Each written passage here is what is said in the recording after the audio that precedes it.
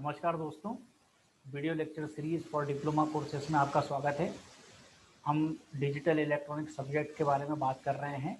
इसमें हम जो टॉपिक पढ़ रहे हैं वो है dual slope analogue to digital converter. मेरा नाम आशीष मंडलोई है। मैं senior lecturer Shri Vaishnav polytechnic college के इलेक्ट्रॉनिक्स डिपार्टमेंट में कार्यरत हूँ। और इसके पहले हम जो कई प्रकार के एनालॉग टू डिजिटल कन्वर्टर के बारे में बात कर चुके हैं, जो कि काउंटर टाइप नाम था उसका, एक दूसरा सक्सेसिव अप्रोक्सीमेशन, तीसरा फ्लैश टाइप। अभी हम जो बात करेंगे वो है dual slope analogue to digital converter.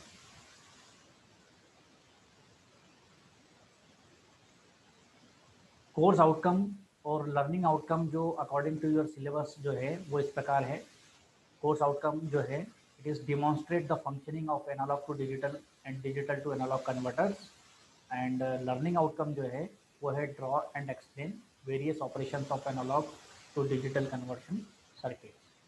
After the end of this lecture, इस लेक्चर के एंड में जो स्टूडेंट्स जो हैं वो they will be able to do following. Number one, they can draw the block diagram of dual slope ADC analog to digital converter. Then they can explain the each individual block of dual slope analog to digital converter. Then they can also demonstrate the working of dual slope analog to digital converter.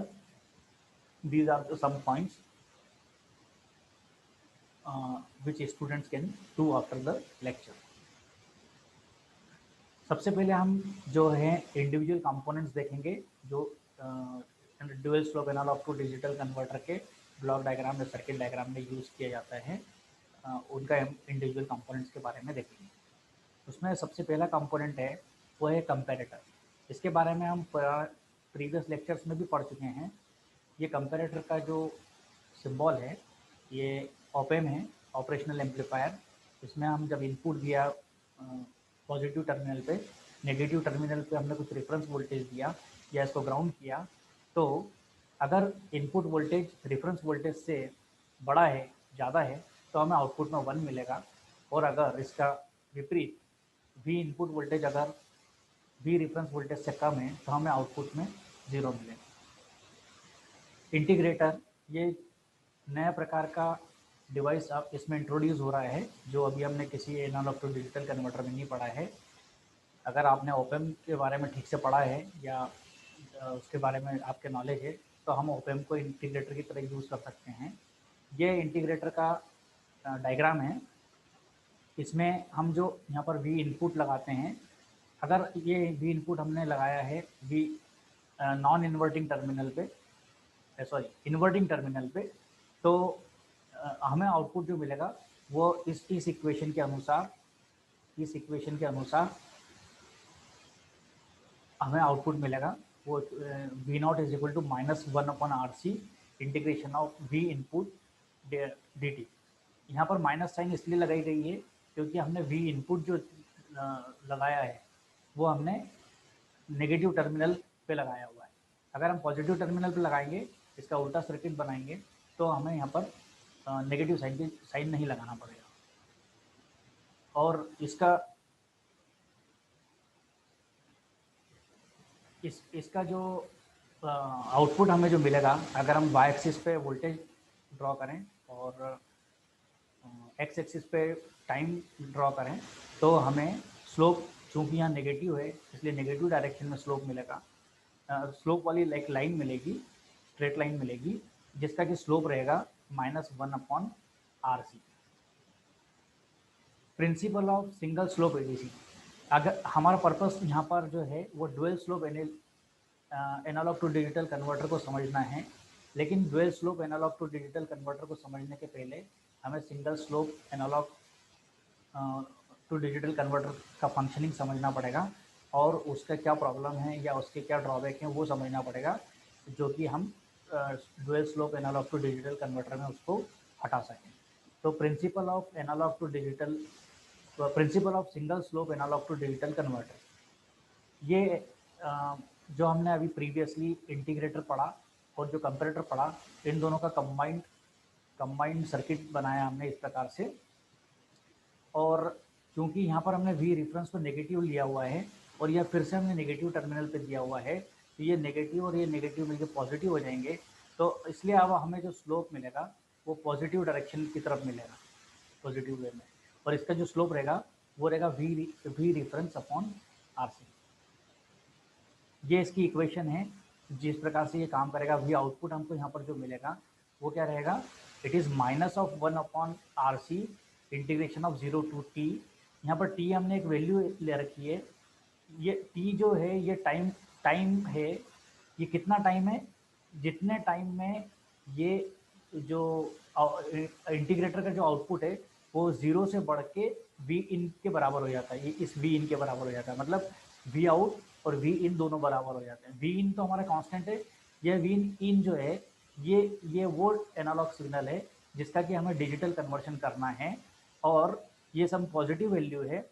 और we output जो है ये V minus of V reference का integration है, और ये 0 से start होके बढ़ते बढ़ते एक टाइम ऐसा आएगा जिसको हम बोलेंगे कैपिटल टी, जिस पर ये वी आउट और वी इन बराबर हो जाएंगे, है ना। उस केस में अगर हम इसका इंटीग्रेट करेंगे तो ये V output is equal to V input के बराबर हो जाएगा। यहाँ पर अगर आप ध्यान से देखेंगे तो यहाँ पर वी इन जो है, ये जो वी इन है जिसका कि हमें डिजिटल आउटपुट निकालना है, वो डायरेक्टली प्रोपोर्शनल टू टी है ना, which implies that V in is directly proportional to T. Working of single slope ADC, हमने इसके पहले वाली स्लाइड में principle of single slope ADC देखा। अब हम इसका वर्किंग देखते हैं कि analogue single slope analogue to digital converter किस प्रकार से काम करता है। पिछले स्लाइड में हम इतने पोर्शन तक की बात कर चुके हैं। अब जब हमारा ये सर्किट पूरा फंक्शनिंग काम करना चालू करता है, उस समय वी नॉट की जो वैल्यू रहती है, जैसे ही स्टार्ट होता है ये 0 से बढ़ते बढ़ते वी इन की तरफ बढ़ता है। जब तक ये वी नॉट वी इन की तरफ बढ़ता है, ये वी इन से छोटा रहता है, इसकी वैल्यू जो रहती है वो कम रहती है, और इसलिए हमें आउटपुट में कंटिन्यूसली 1 मिलता है, जिसके कारण ये गेट जो है हमारा एंड गेट, ये क्लॉक पल्सेस को अपने में से पास करता है, और ये क्लॉक पल्सेस जो है काउंटर के इनपुट में जाती है, और काउंटर ये नंबर ऑफ क्लॉक पल्सेस कितनी आ रही है उनको काउंट करता है, और इसका बाइनरी फॉर्म यहाँ पर हमें शो करता है। जिस इंस्टेंट पे वी आउटपुट की वैल्यू बढ़ते बढ़ते वी इन के बराबर हो जाती है, तो उस पर्टिकुलर पॉइंट टाइम टी पे जो हमें यहाँ पर 0 मिलता है, यहाँ पर हमें 0 मिलता है, और इसके कारण ये एंड गेट फंक्शनिंग करना बंद कर देता है, और आउटपुट में हमको ये क्लॉक पल्सेस नहीं मिलती है, और उस समय हमें यहाँ पर जो भी बाइनरी वैल्यू मिलती है वो वी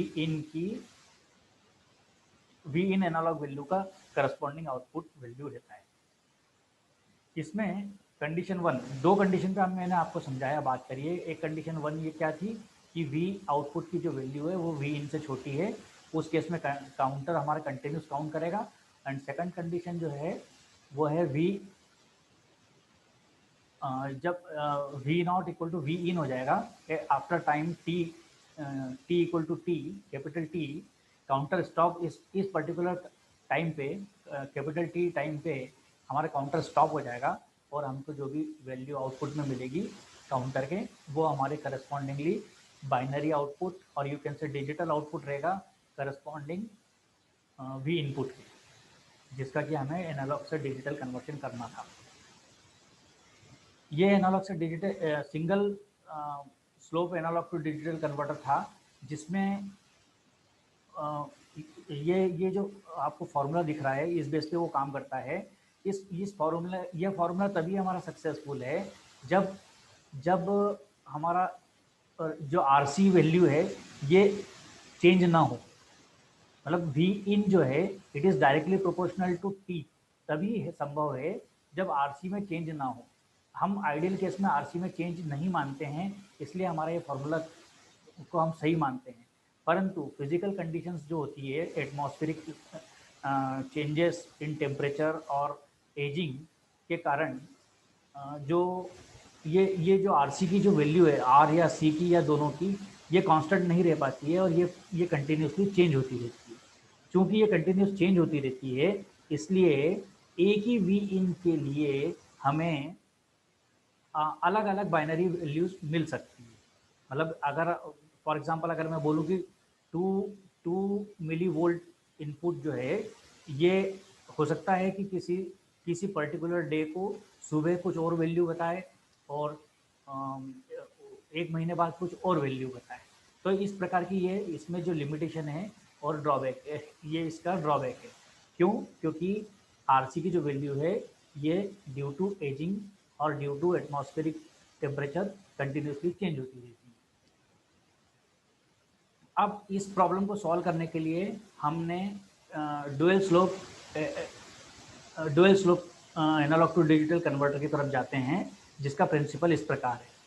इसमें जो चेंजेस किए गए हैं वो इस प्रकार हैं कि जो ऑप एम्प है उसमें पॉजिटिव टर्मिनल को हमने ग्राउंड किया है और नेगेटिव टर्मिनल को जो है हमने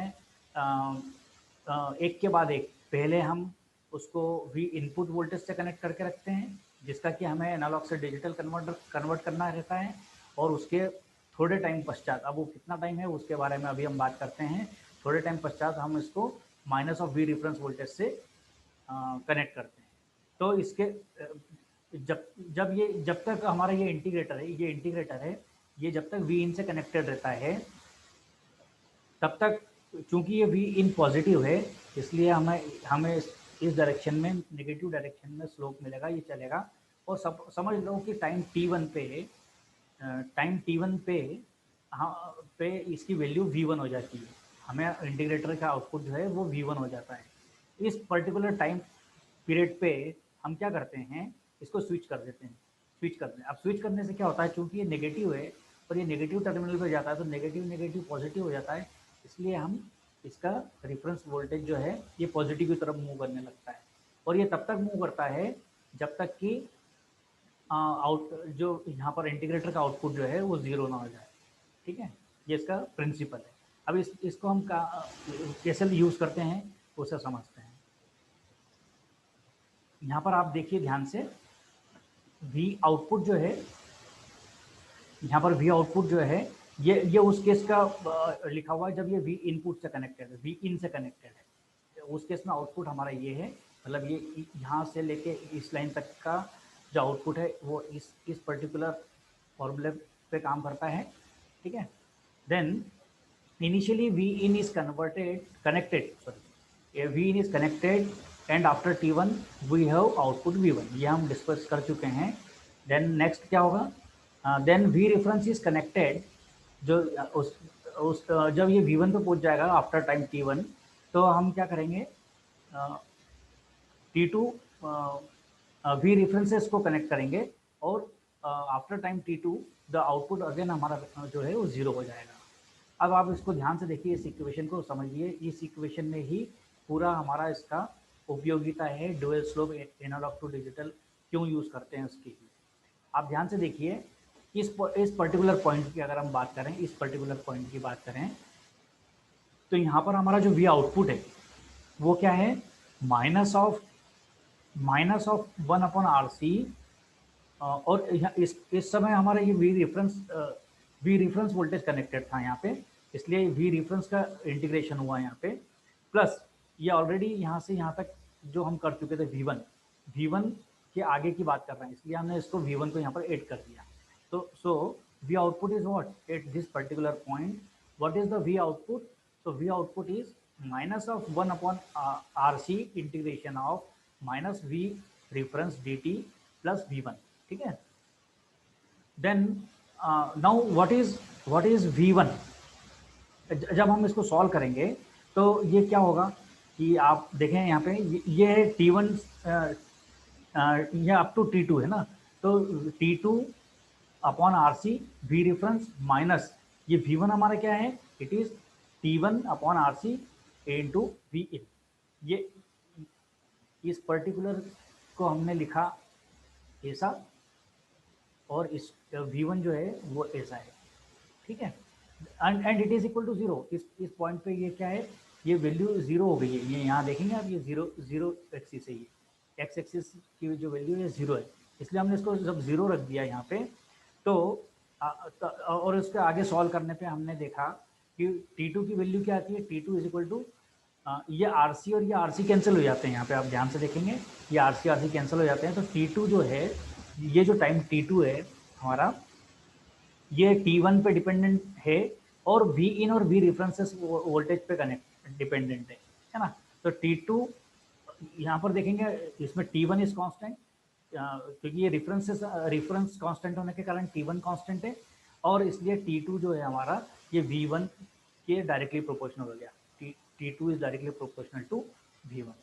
इसमें अगर इस एक्सप्रेशन में अगर आप देखेंगे, इस पर्टिकुलर एक्सप्रेशन में अगर आप देखेंगे, तो यहाँ पर आपको कहीं पे भी RC की वैल्यू ना R मिल रहा है ना C मिल रहा है, इसलिए हमारा जो टाइम पीरियड है T2 जो कि डिजिटल वैल्यू इसके बेस पे ये आने वाली है, तो ये जो डिजिटल वैल्यू आने वाली है T2 पे, ये independent of value R and value C है, इसलिए ये हमारा जो dual slope analogue to digital converter है, ये एजिंग के हिसाब से या फिर टेम्परेचर चेंजेस के हिसाब से इंडिपेंडेंट हो जाता है, और हमें हर समय किसी भी समय हम किसी भी स्थिति में जब एनालॉग से डिजिटल पर्टिकुलर एनालॉग वैल्यू का करेंगे तो हमें हर बार सेम वैल्यू ही मिलेगी। नोट दैट यहाँ पर V रेफरेंस जो है, ये हमने इसकी वैल्यू जो है वो हमने ज़्यादा रखी हुई है V इन से, है ना। And similarly again note that कि ये इंडिपेंडेंट है, जो मैं आपको बता चुका हूँ, independent of RC। T2 is independent of RC, which is necessary to avoid temperature and aging effect. Then working of dual slope analog to digital converter।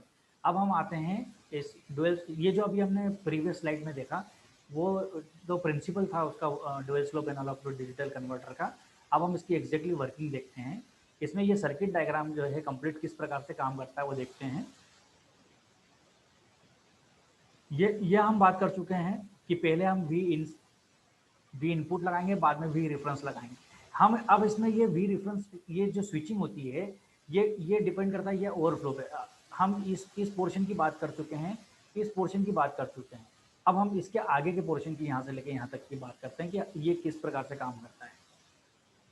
अब कंपेरेटर का जो आउटपुट है वो हमें किस प्रकार से मिल रहा है, ये आप देखें कि ये इंटीग्रेटर का आउटपुट है यहाँ पे, और जब ये इंटीग्रेटर हमारा इस पोर्शन से इस पोर्शन में चल रहा है, तो ये हमारा काउंटिंग चल रहा है यहाँ पे, है ना। यहाँ आप देखेंगे ये V, ये पॉजिटिव, इसको ग्राउंड किया हुआ है ना, ग्राउंड किया हुआ है मतलब ये 0 वोल्ट पे कनेक्टेड है ना। और पूरा इंटीग्रेटर जो है, इंटीग्रेटर का आउटपुट पूरा, जब भी आप इस इंस्टेंट से लेके शुरू से लेके T1 वैल्यू और T1 वैल्यू से लेकर T2 वैल्यू तक की पूरी जब भी बात करेंगे तो ये नेगेटिव है। यहाँ पर कुछ जो भी वोल्टेज आपको मिल रहा है वो नेगेटिव है। आप ध्यान से देखिए, ये भी नेगेटिव साइड में है ये पोर्शन, और ये पोर्शन भी नेगेटिव साइड में है।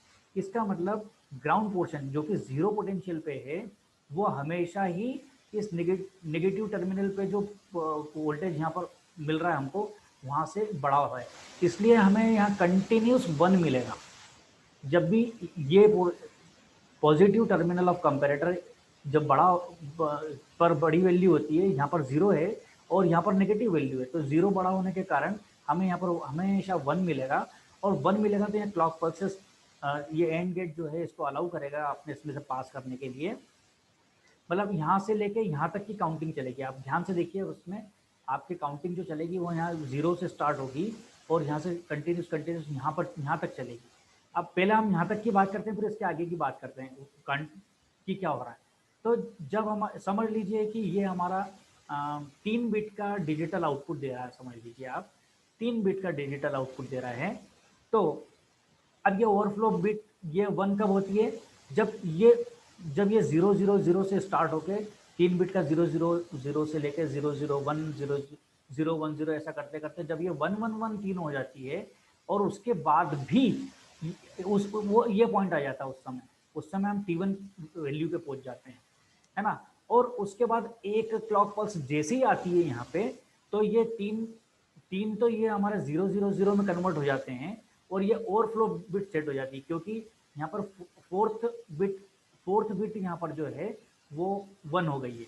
अब ये जैसे ये ओवरफ्लो बिट 1 होती है इस पॉइंट पे T1 के जस्ट आफ्टर T1, जैसे ही ओवरफ्लो बिट हमारा 1 होता है तो ये यहाँ पर ये स्विचिंग हो जाती है। ये जो स्विच हमारा जो V इनपुट से कनेक्टेड था वो अब V रेफरेंस से कनेक्ट हो जाता है, ठीक है। अब चूंकि ये अगेन यहाँ पर सब नेगेटिव है और यहाँ पर फिर से 1, और अब ये ऑटोमेटिकली 000 पे सेट हो चुका है और अब ये फिर से 000 001 010 011 ऐसा काउंट ये स्टार्ट कर देगा, और फिर से काउंट करना है यहाँ से, और ये तब तक काउंट करेगा जब तक ये वैल्यू T2 पे नहीं पहुंच जाती है।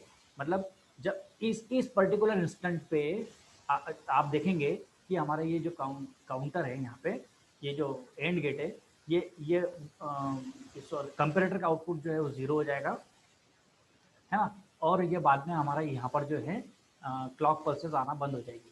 उस पर्टिकुलर पॉइंट पे यहाँ पर हमें जो डिजिटल वैल्यू मिलेगी वही हमारी इस एनालॉग वैल्यू के करस्पॉन्डिंग डिजिटल वैल्यू रहेगी। तो ये जो है आपका working of analogue to digital converter इस प्रकार से काम करता है।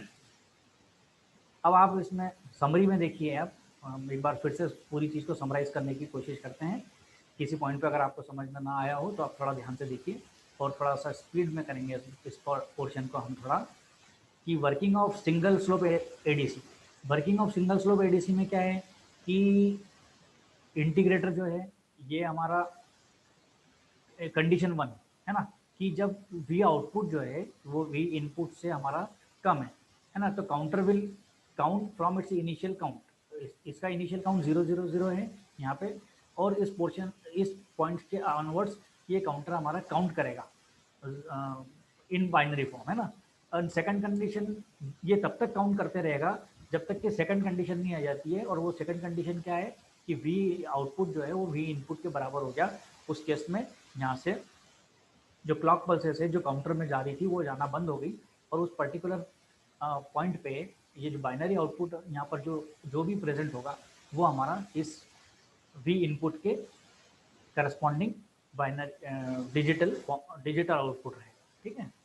देन इसके हमने लिमिटेशन बात करी थी कि V in case of single slope analogue to digital converter में क्या होता है। Single slope analogue to digital converter में ये T पे डिपेंडेंट करता है, डायरेक्टली प्रोपोर्शनल टू T है, बट RC जो है ये कायदे से तो इससे चेंज नहीं होना चाहिए, but due to ageing and due to atmospheric temperature changes ये जो है पर्टिकुलर चेंज होता है RC में। इसलिए हमें अलग अलग समय पर पर्टिकुलर एक ही वोल्टेज पे के अलग अलग हमें डिजिटल फॉर्म मिलते हैं, है ना। ये इसका लिमिटेशन है और ड्रॉबैक है।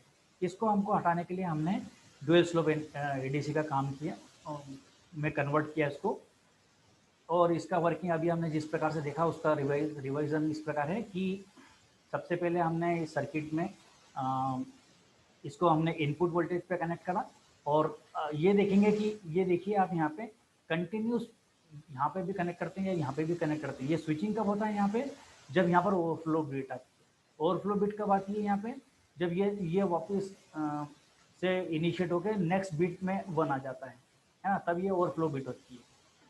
और यहाँ पर हमें वो पर्टिकुलर फ्रॉम 0 टू T1 और टू T2 पूरे केस में यहाँ पर 1 बना रहता है, और सिर्फ इस पर्टिकुलर T2 पे ही ये यहाँ पर 1 के पास 0 होता है। तो जब तक ये 1 बना रहता है तो ये T1 तक ये इसको क्लॉक पल्सेस पास करता है, और उस पर्टिकुलर केस पे यहाँ T1 के जस्ट बाद यहाँ पर फिर से 0 हो जाता है, ओवरफ्लो बिट सेट होती है, यहाँ पर स्विचिंग होता है, स्विचिंग से ये V रेफरेंस वोल्टेज से कनेक्ट हो जाता है। अब ये V रेफरेंस वोल्टेज से जब ये कनेक्ट होता है तो यहाँ से हमारा वोल्टेज बढ़ते बढ़ते इंटीग्रेटर का टूवर्ड्स 0 जाता है, और ये पर्टिकुलर क्लॉक पल्सेस पास होती रहती है। और जब ये वैल्यू T2 पे पहुँचते एट टाइम T2 यहाँ पर जो क्लॉक पल्सेस है यहाँ पर आना बंद हो जाती है, क्योंकि कंपेरेटर का आउटपुट हमारा यहाँ पे इस पर्टिकुलर टाइम पे 0 हो जाता है, और उस केस में हमें जो डिजिटल आउटपुट मिलता है वही हमारा final analogue to digital converter है, ये इस वी इन वैल्यू का। तो दोस्तों ये पूरा था, और असाइनमेंट क्वेश्चंस इसमें जो हैं वो इस प्रकार के हैं। यहाँ पर आप पॉज कर लीजिए वीडियो को, और असाइनमेंट क्वेश्चंस को आप देख लीजिए, पढ़ लीजिए, और इसे आप अपने असाइनमेंट कॉपीज़ में कंप्लीट करें। Thank you.